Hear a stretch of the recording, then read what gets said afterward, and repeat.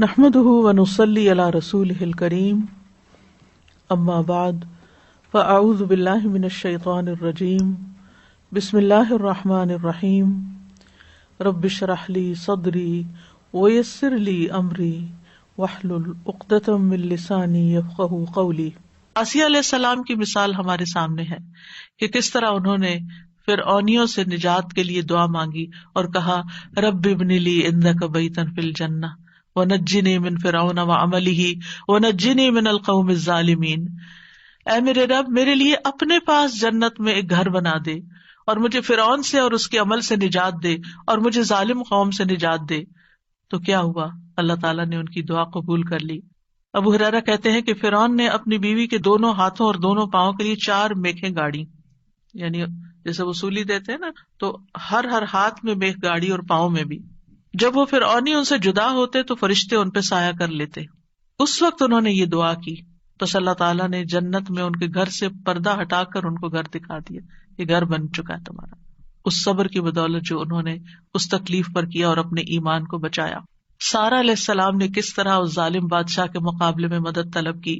آپ جانتے ہیں کہ ابراہیم علیہ السلام نے سارہ کے ساتھ ہجرت کی تھی اور انہیں لے کر ایک شہر میں پہنچے، جو اس کا بادشاہ تھا وہ بہت ظالم تھا، اور جب اسے پتا چلتا کہ کوئی مسافر ایسا ہے جس کے ساتھ بہت خوبصورت عورت ہے تو وہ اس سے زبردستی چھین لیتا تھا۔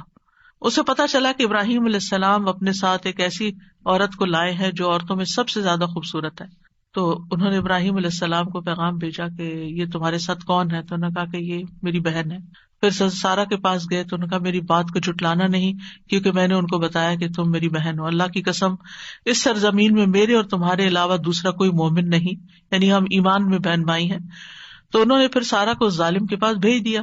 بادشاہ سارہ کی طرف بڑھنے لگا تو یعنی حضرت سارہ نے اٹھ کر وضو کیا، نماز پڑھنے لگی اور یہ دعا کی، اللہم ان کنت آمنت بک وبرسولک واحسنت فرجی الا علی زوجی فلا تسلط علی الکافر۔ اے اللہ، اگر میں تجھ پر اور تیرے رسول پر ایمان لائی ہوں اور میں نے اپنی شرمگاہ کو اپنے شوہر کے سوا محفوظ رکھا ہے تو اس کافر کو میرے اوپر مسلط نہ ہونے دے۔ اس پر بادشاہ کا سانس گلے میں پھنس گیا اور گر کر ایڑیاں رگڑنے لگا، اور حضرت سارہ کو نجات مل گئی۔ نہ صرف ایک نجات ملی بلکہ ان کے ساتھ توفتاً حضرت ہاجر کو بھی ساتھ دیا گیا۔ خولہ بنت ثعلبہ کی مثال قرآن میں آپ کے سامنے ہے کہ کس طرح ان کے شوہر نے ان سے زہار کیا تو وہ پریشان ہو گئی اور نبی صلی اللہ علیہ وسلم کے پاس آئیں اور تکرار کرنے لگی کہ میرے مسئلے کا کوئی حل بتایا جائے۔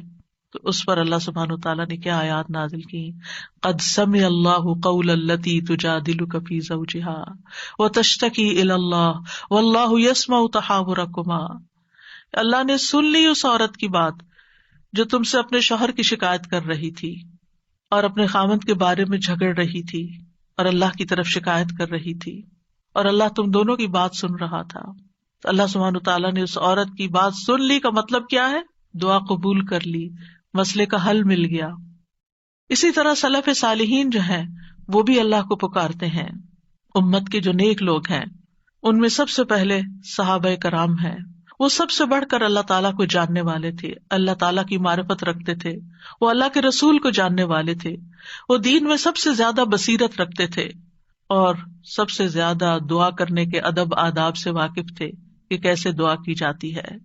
ہم دیکھتے ہیں کہ عمر بن خطاب رضی اللہ عنہ دعا کے ذریعے اپنے دشمن کے خلاف فتح طلب کرتے تھے، اور یہ دعا ان کے لشکروں میں سے عظیم لشکر تھا۔ کہتے ہیں نا کہ اللہ تعالیٰ کے لشکر ہیں، جیسے سکینت بھی اللہ کے لشکروں میں سے ایک لشکر ہے، تو وہ دعا کو بھی اللہ کا ایک لشکر سمجھتے تھے۔ وہ اپنے ساتھیوں سے کہا کرتے تھے، تم کثرت تعداد کی بنیاد پر فتح نہیں دیے جاتے، بلکہ تمہاری مدد آسمان سے کی جاتی ہے۔ اللہ تمہاری مدد کرتا ہے، یعنی تمہاری دعائیں سنتا ہے۔ اسی طرح عبداللہ بن زبیر کے بارے میں آتا ہے، وہ کہتے ہیں کہ جمل کی جنگ کے موقع پر جب زبیر رضی اللہ عنہ کھڑے ہوئے تو مجھے بلایا، میں ان کے پہلو میں جا کر کھڑا ہو گیا، بیٹے ہیں ان کے۔ انہوں نے کہا، بیٹا آج کی لڑائی میں ظالم مارا جائے گا یا مظلوم؟ میں سمجھتا ہوں کہ آج میں مظلوم قتل کیا جاؤں گا، اور مجھے سب سے بڑی فکر اپنے قرضوں کی ہے۔ کیا تمہیں بھی کچھ اندازہ ہے کہ قرض ادا کرنے کے بعد ہمارا کچھ مال بچ سکے گا؟ پھر انہوں نے کہا، بیٹے ہمارا مال فروخت کر کے اس سے قرض ادا کر دینا۔ کہنے لگے، بیٹا اگر قرض ادا کرنے سے عاجز ہو جاؤ تو میرے مولا سے اس میں مدد چاہنا۔ کام نہ ہو تو اللہ سے مدد چاہنا. عبداللہ نے بیان کیا کہ اللہ کی قسم، ان کے بیٹے کہتے ہیں اللہ کی قسم میں ان کی بات اس وقت نہ سمجھ سکا. میں نے پوچھا اے میرے بابا من مولا کا، آپ کا مولا کون ہے؟ قال اللہ، کہنے لگے اللہ. عبداللہ کہتے ہیں اللہ کی قسم قرض ادا کرنے میں جب بھی دشواری پیش آئی میں نے اسی طرح دعا کی، یا مولا زبیر، ہے زبیر کے مولا، اقضی عنہ دینہ، آپ ان کی طرف سے قرض ادا کر دیجیے، اس کا بندوبست کر دیجیے. اور ادائیگی کی کوئی نہ کوئی صورت پیدا ہو جاتی تھی، دعا قبول ہو جاتی. سفیان ثوری کہا کرتے تھے اے وہ ذات جس کو اپنے تمام بندوں میں سے وہ انسان سب سے زیادہ محبوب ہے جو اس سے مانگے تو کثرت سے مانگے، یعنی اللہ تعالیٰ کو وہ شخص زیادہ پیارا ہے جو زیادہ دعائیں کرتا ہے. اے وہ ذات جس کو اپنے تمام بندوں میں سے وہ انسان سب سے زیادہ ناپسند ہے جو اس سے نہیں مانگتا، کیونکہ جو انسان دعا نہیں کرتا اللہ تعالیٰ اس سے ناراض ہوتا ہے. اور تیرے سوا کوئی بھی ایسا نہیں ہے اے میرے رب. کیا مطلب؟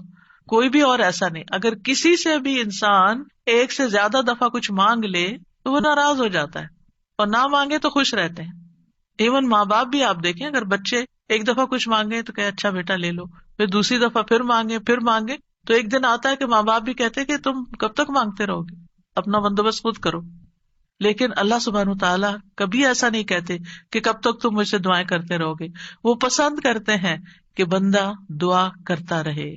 اور بعض لوگوں کو تو دعا میں ایسا لطف آتا ہے، اللہ تعالیٰ سے مناجات کرنے میں، اللہ تعالیٰ کو پکارنے میں، اللہ تعالیٰ کے آگے ہاتھ پھیلانے میں، اللہ تعالیٰ کی طرف رجوع کرنے میں ایسی لذت آتی ہے کہ ان کی یہ لذت اس چیز کی لذت سے بھی بڑھ جاتی جو وہ مانگ رہے ہوتے ہیں. تو اس لیے کبھی بھی انسان مانگنے سے دور نہ رہے، مانگتا رہے. صرف بڑی حاجتیں نہیں، بڑے مسائل نہیں، چھوٹی چھوٹی چیزیں بھی. لیث بن سعد کہتے ہیں کہ ابو حازم کہا کرتے تھے مجھے نمک بھی چاہیے تو میں اپنی دعاؤں میں اللہ سے مانگتا ہوں کہ مجھے نمک چاہیے. نمک سب سے چھوٹی چیز ہوتی ہے نا. اور پھر اسی طرح بعض سلف صالحین اپنی نمازوں میں اللہ تعالیٰ سے اپنی تمام ضروریات مانگتے تھے، یعنی چھوٹی بڑی سب، یہاں تک کہ آٹے میں ڈالا جانے والا نمک، بکری کا چارہ، گھاس بھی اللہ سے مانگتے تھے.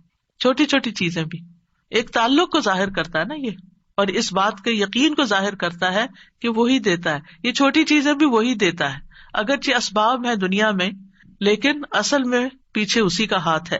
حضرت عائشہ کہا کرتی تھی سب کچھ اللہ سے مانگو، یہاں تک کہ جوتے کا تسمہ بھی اللہ سے مانگو، کیونکہ اگر اللہ میسر نہ کرے تو وہ کبھی میسر نہ ہو. اللہ نہ دے تو کبھی نہیں ملتا، چاہے چھوٹی سی چیز ہی کیوں نہ ہو.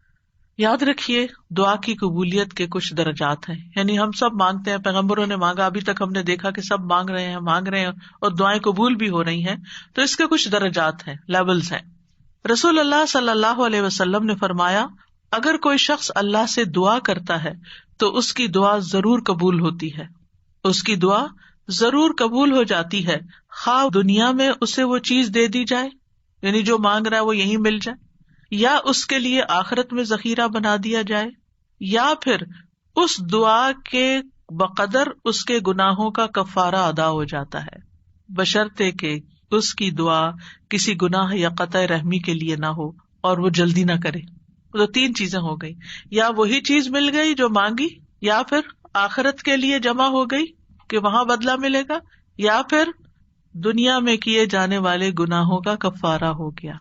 بعض اوقات انسان اللہ کی نافرمانی کے کچھ کام کر رہا ہوتا ہے، مثلا نماز کے لیے صبح وقت پہ نہ اٹھنا. کچھ لوگ روٹین میں ریگولرلی دیر سے فجر پڑھتے ہیں، رات کو دیر سے سوتے ہیں، صبح دیر سے اٹھتے ہیں. اگر ان کو سمجھایا جائے تو وہ کہتے ہیں ہم پڑھ تو لیتے ہیں نا، جب اٹھتے ہیں پڑھ لیتے ہیں. بھائی کبھی کبھار تو ایسا ہو جائے، لیکن روز کا یہ اگر کام ہو جائے تو یہ کوئی معمولی چیز ہے؟ یہ اللہ کی نافرمانی ہے. اور ایسی اور بھی چیزیں ہو سکتی ہیں زندگی میں